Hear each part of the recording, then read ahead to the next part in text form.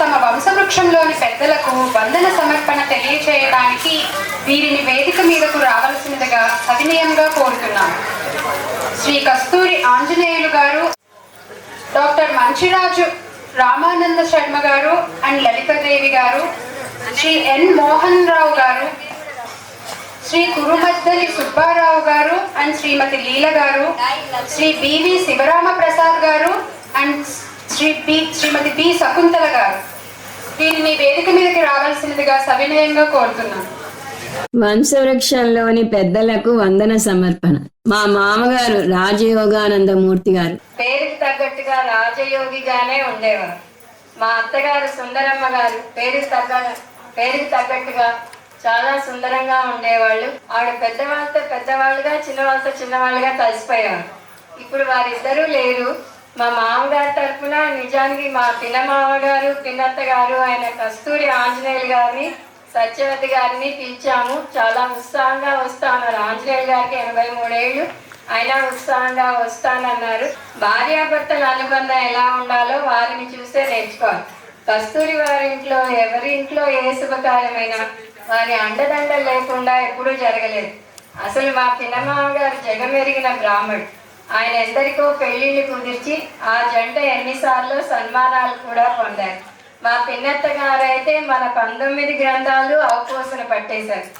మా అత్తగారి తరఫున మీరు ఇందాకే చూశారు, డాక్టర్ ఎంవిఆర్ శర్మ గారు, ఆవిడ తమ్ముడు ప్లస్ అల్లుడు మా అత్తగారికి, డాక్టర్ మంచిరాజు రామానంద శర్మ గారు, మా ఆడపడుచు లలిత, డాక్టర్ మామయ్యగా మేమందరం పిలుస్తాము.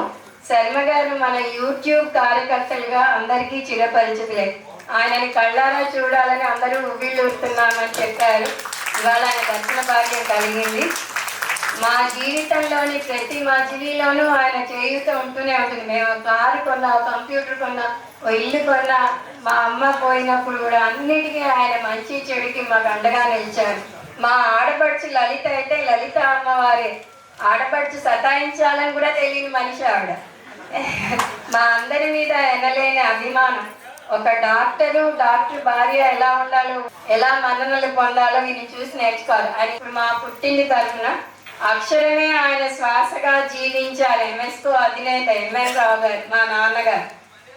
బిఏలో గోల్డ్ మెడలిస్ట్ మా అమ్మ. ఆ రోజుల్లో ఆడవాళ్ళు చదువుకున్న రోజుల్లో ఆవిడ బిఏ మ్యాథ్స్ గోల్డ్ మెడలిస్ట్, తర్వాత సెన్సార్ బోర్డ్ మెంబర్గా చేసింది. అంత చేసిన కుటుంబమే తన లోకంగా మమ్మల్ని తీర్చిదిద్దారు మా అమ్మ లీలావతి గారు. నాకు తెలుగు నేర్పించిన ఆవిడని మీకు చెప్పాను.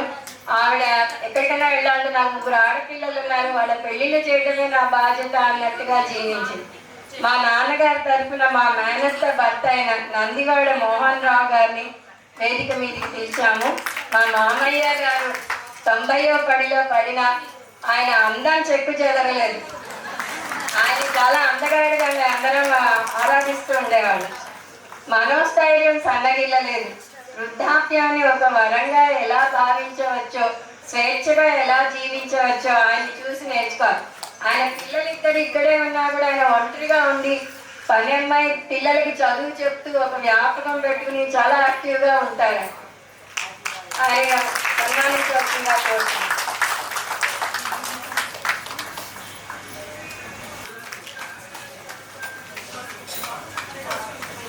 మేమంటే ఆయనకి చాలా అభిమానంతో వచ్చి ఓపికగా ఎంతసేపు ఉన్నారు.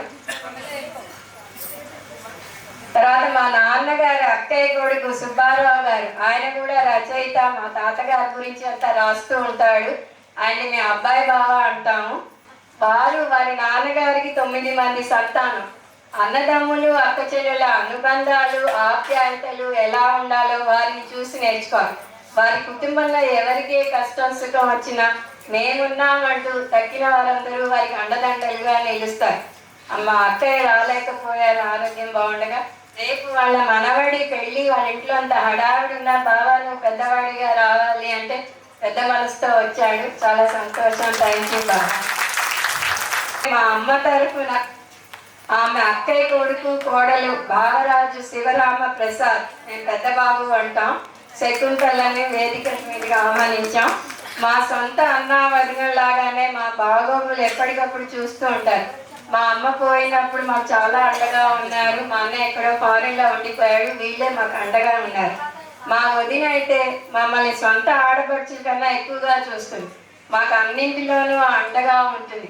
వాళ్ళు ఈ ఊళ్ళోనే ఉంటారు, అప్సిగూడలో. అయినా వచ్చి 4 రోజులు ఉండవేంటి రాజీ, ఆడపడుచు వచ్చి ఉండాలి ఇంట్లో అని నన్ను డబాయించి రమ్మని దెబ్బలాడుతుంది. అందువల్ల అన్నా వదినలు ఎలా ఉండాలో వీరిని చూసి నేర్చుకోవాలి.